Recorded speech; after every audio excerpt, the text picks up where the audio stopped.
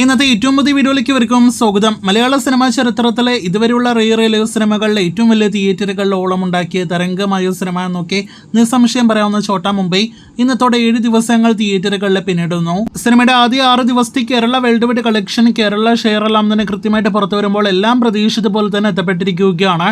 2.60 ലക്ഷത്തോളം ആദ്യ 6 ദിവസങ്ങൾ കൊണ്ട് കേരളത്തിൽ ഗ്രോസ് വന്ന സിനിമയ്ക്ക് മലയാളത്തിലെ 4ാമത്തെ ഒരു റിലീവ് സിനിമയുടെ 1 കോടി കേരള ഷെയർ കടത്താനായിട്ട് ഛോട്ടാ മുംബൈയുടെ റിലീസിലൂടെ സാധിച്ചിരിക്കുകയാണ്. ഇന്നലത്തെ കളക്ഷനോടെ ഛോട്ടാ മുംബൈയുടെ കേരള ഷെയർ, അതായത് നിർമ്മാതാവിന് ലഭ്യമാകുന്ന തുക 1 കോടി പിന്നിട്ടിരിക്കുകയാണ്. വേൾഡ് വൈഡ് ലിമിറ്റഡ് റിലീസോടെ എത്തപ്പെട്ട സിനിമയായിരുന്നിട്ട് പോലും സിനിമയ്ക്ക് 3 കോടിയിലധികം ഗ്രോസ് കളക്ഷനും വെറും 6 ദിവസങ്ങൾ കൊണ്ട് വന്നിരിക്കുന്നു. അതായത് ആവറേജ് പ്രതിദിനം 50 ലക്ഷം വീതം സിനിമയ്ക്ക് കളക്ഷൻ വരുന്നുണ്ട് എന്ന് അർത്ഥം.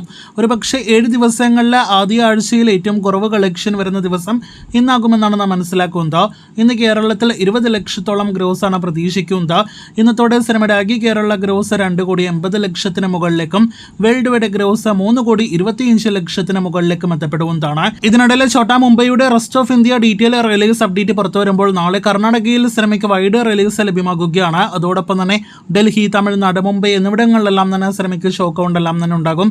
മികച്ച ഷോ കൗണ്ട് ഉണ്ടാകുമെന്ന് പ്രതീക്ഷിക്കുന്നു. അപ്പോൾ ആദ്യ ആഴ്ചയേക്കാൾ കൂടുതൽ ശക്തമായിട്ട് 2ാമത്തെ ആഴ്ച റെസ്റ്റ് ഓഫ് ഇന്ത്യയിൽ ഛോട്ടാ മുംബൈ കരുത്താർജിക്കാനായിട്ടൊരുങ്ങുന്നു. കാത്തിരിക്കും അടുത്ത ദിവസങ്ങളിലെ കളക്ഷനായിട്ട്.